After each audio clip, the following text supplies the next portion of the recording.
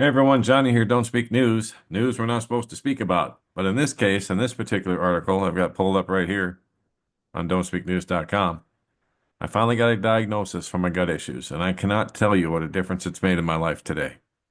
Yesterday, I was kind of in shock after getting this diagnosis because it's been right in front of the doctors the whole time. I mean, with all the tests and scans and the x-rays, you tell me they couldn't see this? Anyway, I'll let you read it for yourselves. It's over at Don't Speak Health. It's also on don'tspeaknews.com today because I cross-posted it. So there you go. Finally, some good news for yours truly. And it's, wow, what a difference it's made in my life. Just getting the diagnosis alone made a huge difference in my psyche and my spirit, how I process things, this whole thing. So, wow, what a difference a day can make.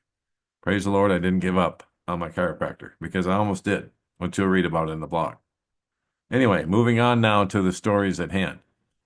One thing that's going to be changing here for Don't Speak News is we're going to be doing more in-depth stories and news we're not supposed to speak about, of course, like right here, where Trump said my blood is the vaccine back in 2020. And there's a lot packed into this episode, so I'll let you watch it on your own. It's over at don'tspeaknews.com right now, and if you haven't watched it, I suggest that you do. Also, this one from last October. The Hitler Project, the Nephilim, and the Mark of the Beast. That was another one I did, like I said, last October 29th. And that's related to the one that I just recently did here on Tuesday. That I put up, well, on Tuesday, right? So there it is. These two are connected, and I think you'll see that once you get into the videos.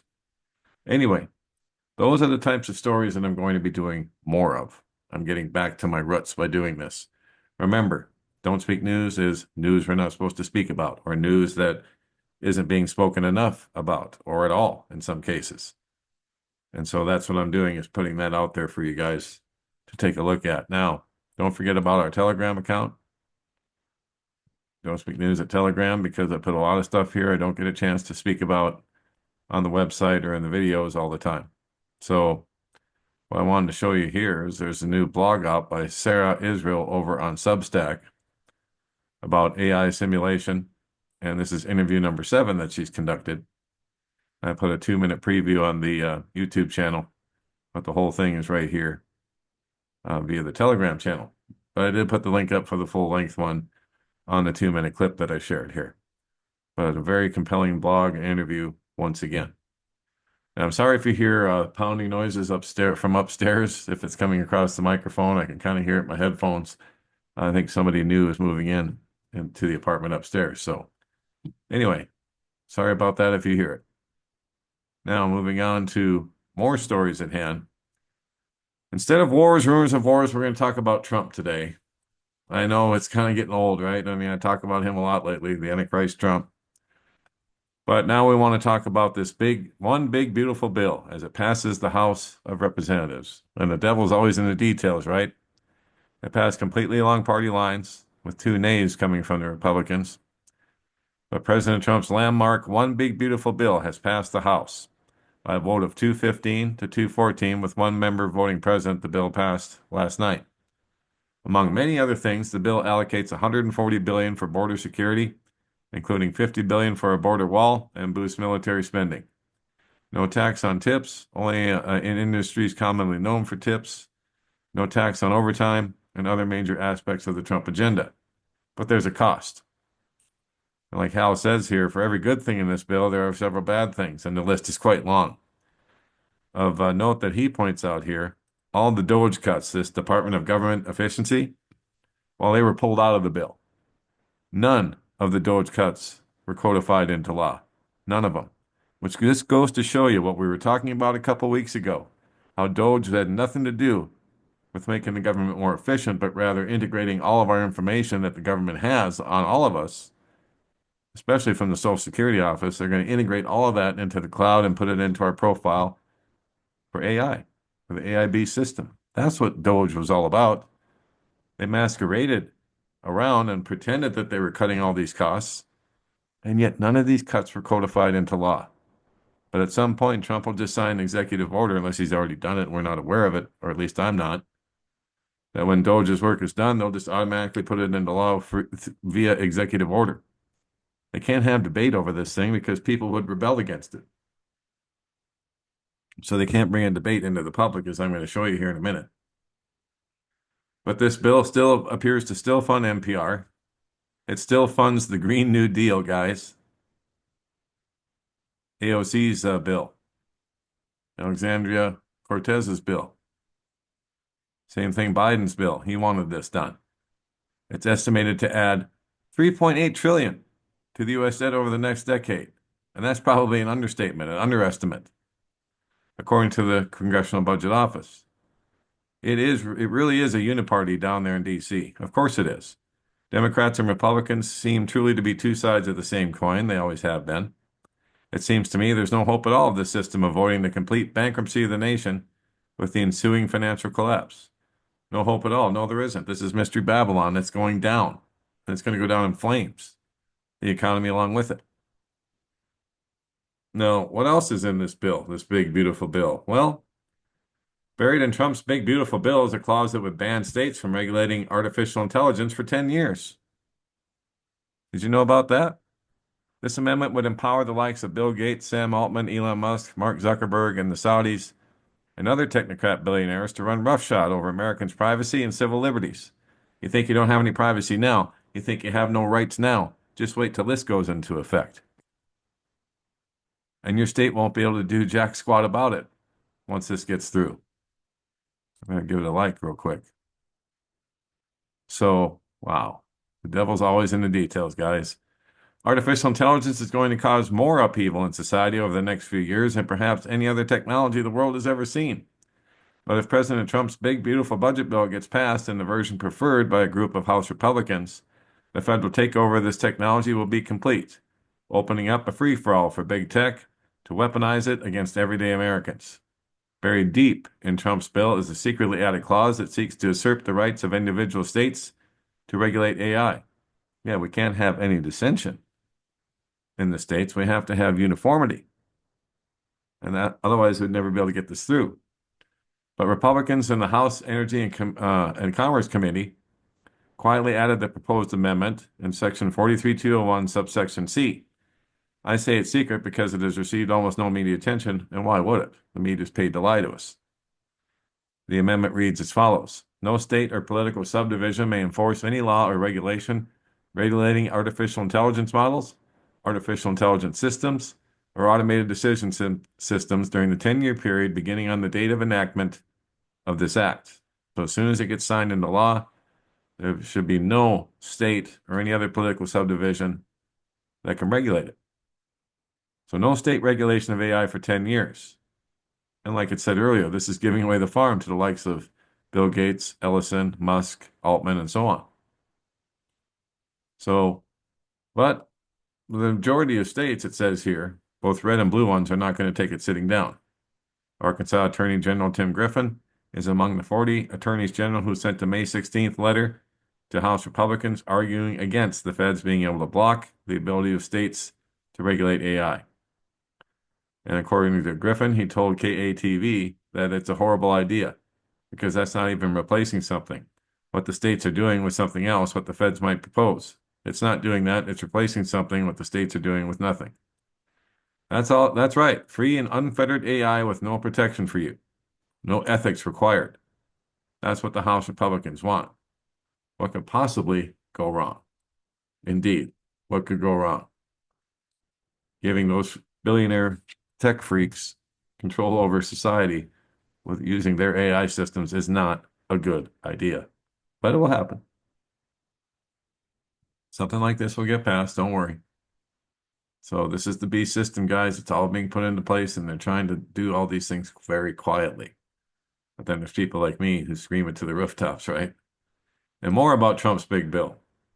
This is from the Wine Press. Trump's one big beautiful bill contains provisions to steal farmland via eminent domain to install carbon pipelines. The green agenda continues. Indeed, it does. Last night, President Trump's highly touted one big beautiful spending bill narrowly passed in the House by a single vote. All Democrats voted against it, and several Republicans voted against it or did not vote.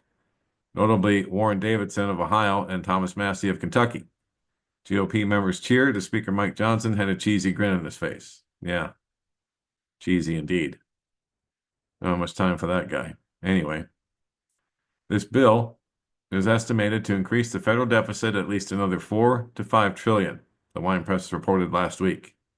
The Committee for a Responsible Federal Budget said recently, we estimate we would add 3.3 trillion to the debt, including interest, or 5.2 trillion if its temporary provisions are made permanent. In part because new borrowing is front-loaded and offsets are back-loaded, this bill would add massively to near-term deficits. And look at that chart. Wow. And they accuse the Democrats of being tax and spend. Are you kidding? I mean, I realize that there's tax cuts built into this thing, but at what cost? Look at that. Wow. Just amazing. Ian McGinnis, president of the Committee for a Responsible Federal Budget, responded to this passage saying, this bill is nothing short of a fiscal failure. It adds massively to the national debt. It relies on timing gimmicks and false claims about growth. It fails to make the structural spending reforms we desperately need. And it uses the important savings it does find to partially offset tax cuts rather than reduce the debt. So it's another game. It's another shell game. It's smoke and mirrors, just like it always is, right? So there we go. One big, beautiful bill exposed. And that's just a little bit of it that I'm exposing. I'm sure there's much, much more. And now getting back to this AI stuff, cities nationwide are quietly deploying facial recognition technology to track your every move. Did you know about this? In a few cities like Milwaukee and New Orleans, there's been a public debate and pushback. If we fail to stop this technology, every city will become a smart city and eventually a 15-minute city. And that is the goal. That's exactly correct, and that's what's going to happen. They're just not telling you about it all yet. But they're starting to, because they have to. People are starting to notice, right? So police in cities across America want to deploy AI-driven facial recognition technology that's capable of tracking and identifying every human being who enters public spaces in real time. This goes along with those AI cameras they have on the streets now that can identify you while you're driving, right? I mean, it's just incredible how fast this stuff is going up, and they don't care about your rights one bit. Even politicians in some cities are calling for a pause or outright banishment of this technology from ever getting into the hands of cops. But the battle is shaping up to be a big one in cities nationwide. And if I was a betting man, I would put my money on the technocrats and the cops. They will likely win out, because of all the money, of course, over the few politicians and taxpaying citizens who are concerned about privacy and civil liberties. They almost always do. They have the money and the media propaganda machine on their side. And that's exactly right. And that's why they usually win. According to an article in Biometric Update, 2/3 of Milwaukee City Council says no. They don't want this technology given to cops. An article in the Milwaukee Journal Sentinel says 11 of 15 city alderpersons signed a letter opposing use of the facial recognition technology by the Milwaukee Police Department, citing concerns about bias, ethics, and potential overreach. And then there's an article here in Biometric Update, and notice the rationale. It's always the same whether technocrats are involved, and involves safety, speed, and efficiency. So they're saying that because Milwaukee police currently don't have a facial recognition system, but they want one, and have tested the technology. They say it makes solving crimes faster and can be done with the appropriate parameters in place to ensure that the use will not violate individual civil rights. And whenever they say some crap like that, the opposite is always true. It will definitely violate your individual civil rights. I have no doubt about it. They said it would not be and had never been used as exclusively as probable cause to arrest someone. Baloney. They have pledged to engage in public consultation as part of any formal acquisition process. And once again, I'm not believing them. But the article goes on to note that the council's letter names political overreach by the administration of President Trump as a risk factor, as well as studies showing that the majority of facial recognition algorithms are more likely to identify and misidentify people with darker skin, women, and the elderly. How absurdly short-sighted that their major concern is Trump using this technology. This suggests they'd be perfectly fine with facial recognition being deployed if we just had a different person in the White House, someone with a D in front of their name, right? I mean, it just goes back and forth, and they blame each other all the time, and it's all a bunch of nonsense. So I won't cover that part of it. There you go.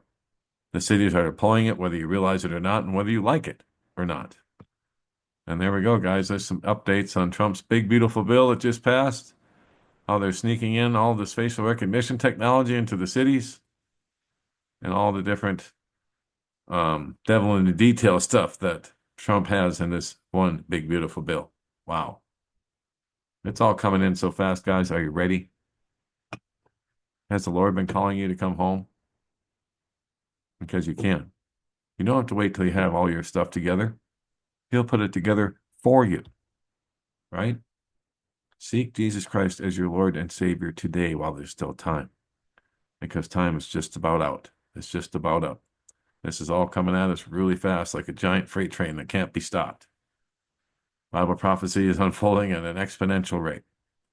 And I can keep talking about different stories like this, and wars, rumors of wars, all kinds of things all the time. Earthquakes, volcanoes.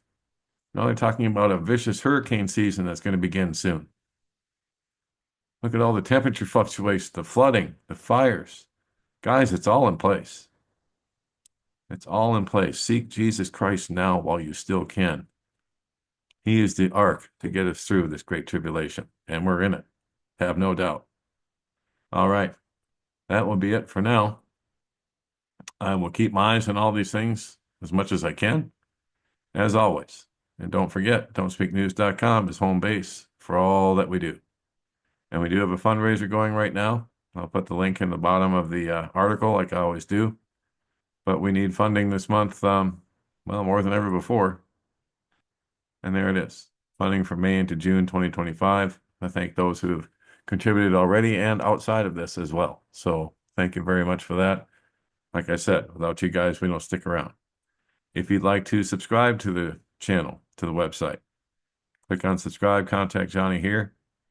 And this box is also at the bottom of every article. Just type in your email, hit subscribe, and you're in. To email me links to something, we have Don't Speak News at Proton Mail is the official website email. That's how you get a hold of me. And that will be it for now. God bless, take care. Johnny Storm, Don't Speak News.